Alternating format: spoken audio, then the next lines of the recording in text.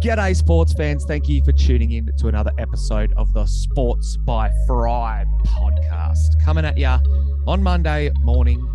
Plenty of stuff occurred over the weekend from the sporting landscape, whether you're a tennis fan, whether you're a basketball fan, whether you're a footy fan, whether you're an F1 fan, or whether you got a little bit of all of them. There was a lot to unpack after a huge weekend on the sporting calendar. We're heading into a little bit of a lull in the sporting world. There is plenty of footy to talk about, and there's some AFL Fantasy stuff that I'll touch on today's pod.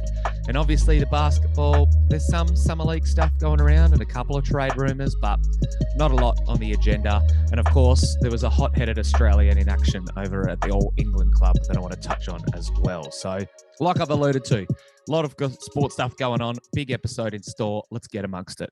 The first item out of 6 that I want to talk about today is the AFL, and mainly the events that unfolded from round 17 in the footy world. So it seems like ages ago, but Geelong and Melbourne kickstarted round 17 at GMHBA Stadium, and the Cats definitely start to trend in the right direction. They have been doing so for a couple of weeks now, but I've been very pessimistic about their genuine premiership credentials.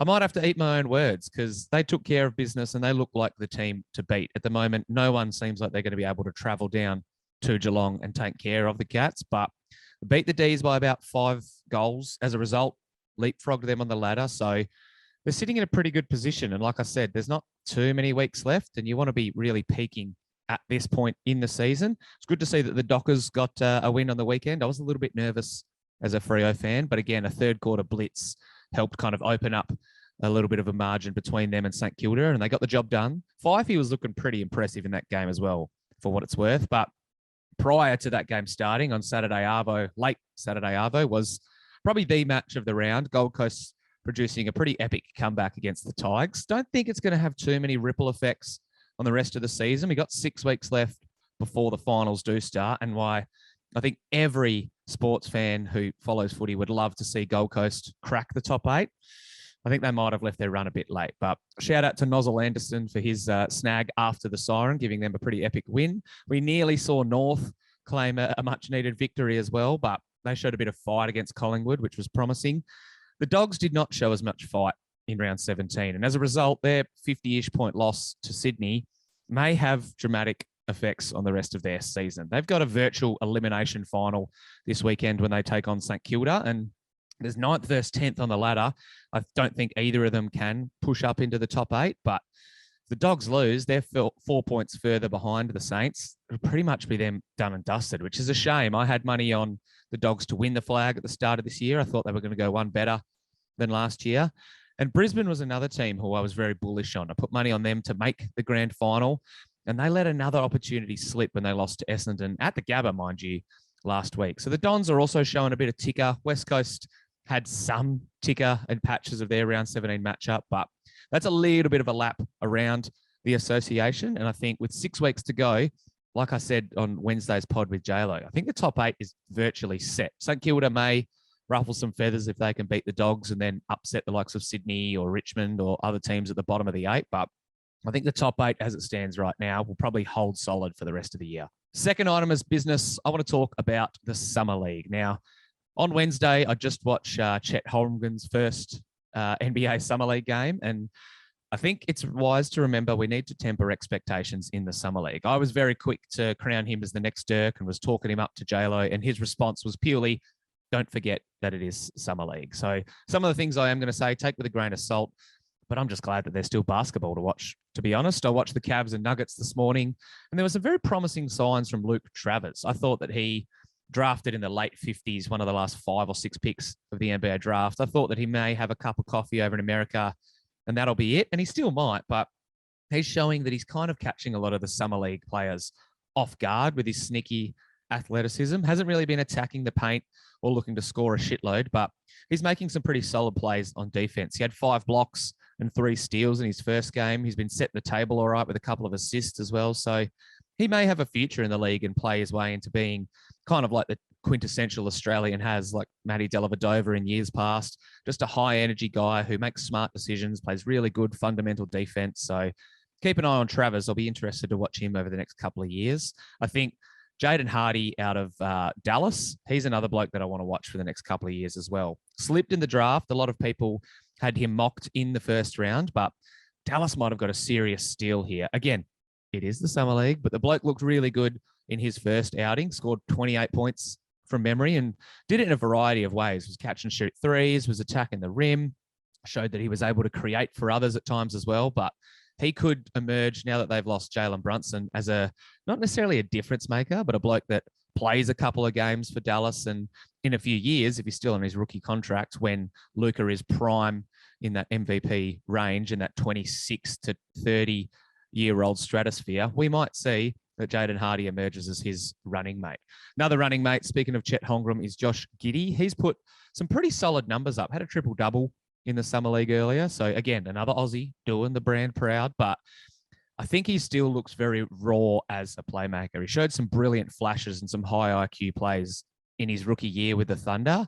And regardless of what he and Chet and Jalen Williams achieve this year, I think things are looking up for the Thunder. There's definitely a bright future there, and they've got the right pieces now. Shai Gilgeous-Alexander is someone who maybe they've talked about trading in years past just to really continue bottoming out, but I think now they need to start aiming upwards. So I don't think I'll provide too many hot takes revolving around the Summer League. The winners at the Summer League this year actually get a championship ring, which is kind of funny, kind of pointless, but yeah, shout out to the Summer League of the NBA. Hopefully there's a couple more games in Las Vegas and a couple more prospects that I can talk about over the next week or so. All right, there aren't too many NFL fans tuned into the Sports by Fry podcast, but bear with me because I want to talk about Baker Mayfield landing in Carolina. And as a Panthers fan myself, I'm actually kind of glad that they made a move for another quarterback. Sam Darnold does not look like the answer. I mean, he could prove me wrong. He had patches and flashes. He was at some point early last season one of the leading rushing touchdown scorers, but I don't think he is a guy that can be a QB1 on a playoff winning team. But we've seen Baker Mayfield do that with the Cleveland Browns. Again, his ceiling is probably capped, and there's a reason that they wanted to offload him ASAP. But I'm glad that Carolina rather, have at least some competition for that QB1 spot. Matt Corral, who they drafted as well this year, is another rookie who'll probably just sit back and watch those two duke it out. And then I wouldn't be surprised if next season the Panthers pick one of them to go with Corral and they let those two duke it out. But three somewhat competent quarterbacks means that hopefully Carolina can find someone who can ignite their offense. There hasn't really been a lot to cheer about for Panthers fans in recent years. And obviously Christian McCaffrey's health hasn't been great. Matt Rule might even be on the hot seat if they struggle this season, but they made some solid tweaks to their roster in the offseason. So hopefully, if they put the right bloke under center, we can see the Panthers surge up the standings. I don't know how I feel about this move from a Cleveland perspective. Obviously, the bridges has been burned between Baker and Cleveland. He did not want to go back there. They sacrificed a shitload in the form of draft capital and salary cap space to land Deshaun Watson, and we're still not sure if he's going to play the whole season. So I know that the Browns didn't really want to keep Baker, but it seems kind of dumb to just really offload him for a conditional fourth-round pick at best. That's all they got for the bloke who they drafted number one back in 2018. 2018? Yeah, I'm pretty sure it was 2018. So Baker's got talent. I don't know if he's going to be able to show that talent in Carolina, but if all of a sudden Deshaun Watson gets slapped with a hefty suspension, I think Jacoby Brissett is the only other quarterback on the roster for Cleveland. So yikes, doesn't fill me with a lot of confidence of a Browns team who were surging in the right direction a couple of years ago. So they might have taken a step backwards with this move, but obviously a lot of it hinges on what happens with Deshaun Watson and if he gets hit with a lofty suspension or not. Item number 4 on the agenda, let's talk AFL Fantasy. And I will get through my teams and a couple of moves at the back part of the pod, but let's talk about the new dual position players, because for the last time this year, we got the DPPs added, and there wasn't a shitload to get excited about. There's a lot of people who may have Rowan Marshall in one of their ruck spots for what it's worth, and he added forward status, which probably, looking at the list, is the most appealing move or the most appealing bloke to add a position. If you've got maybe a Das Cameron or a Tim English or a combination of them, at least gives you a little bit of flexibility to chop and change some blokes. And Rowan Marshall's looked pretty good in recent times, so he may even be a trade target for those who want to get rid of an underperforming forward or upgrade at R1 or R2 spot. The only other bloke really worth mentioning was obviously Harry Himmelberg. He became a big popular trade target in the last month or so and scored pretty decently if you don't mind. He's obviously added defender status now. So Himmelberg as a forward defender does, again, allow you a little bit more flexibility to chop and change some moves. I don't think if blokes had him in their forward line, they'll look at putting him in the back line, but you might be able to, say, chop out a Nick Dacos type, move Himmelberg back, and then get a Tim Taranto if there's no defenders that you love targeting. So that's probably the two big names that mattered for Classic. There were a couple that could have some assistance for coaches in the draft world. Archie Perkins, he's a name, and a bloke who I think is going to be a star. He was only forward previously, but he's now a mid forward, which is handy. Tom Atkins, again, draft relevant maybe, but there's not Classic coaches, or too many of them, who have Brady Hough on their team. But he added midfield status, add defender status, and was a pure midfielder before. So he, again, might be a handy tool as a defender mid, and he's been scoring pretty well. So I wouldn't recommend trading him back in, but if you still got the Hoffman in your side, then you won't be unhappy to learn that he now has DPP and can be flicked between a couple of different lines. All right, let's do it. Let's talk about Nick Kyrgios. Now, the bloke probably would have lost to Rafa Nadal in the semis. I could be wrong with that take, but I think most genuine sports fans will agree with that. But he put up a fight against Novak Djokovic in the Wimbledon final. We saw every part of Nick Kyrgios that could possibly be seen. We saw him firing on all cylinders and playing really good tennis early. We saw him have a bit of a breakdown, accusing a fan who had 700 drinks in her of talking to him in between points. His box wasn't cheering him enough. He was up to 40 love, and then they would kind of sit back, and he was accusing them of not giving him more energy. So it was definitely a roller coaster, and we got all different sides of Nick Kyrgios's personality. But fuck me, the bloke can play tennis. He's a dickhead, let's be honest. There's not a lot of casual sports fans, especially some of the older generation, who are big Kyrgios enthusiasts, but I love the bloke. He's our dickhead, so he is arrogant at times and he does dumb shit, but I think in years past, I've kind of thought that he was a bit of a brat, but he's really evolved as a tennis player. Say what you will about his off-court antics and the way he behaves, but he was killing it at points against Djokovic. And there were some really tense moments in the final where I thought if Kyrgios just held his nerve, he probably could have challenged Djokovic and pushed it to a fifth set, or maybe even made a push at the title. But he won the first set. He served 30 aces over the course of the game, and his second serve really helped set up a lot of match-winning or game-winning points for him as well.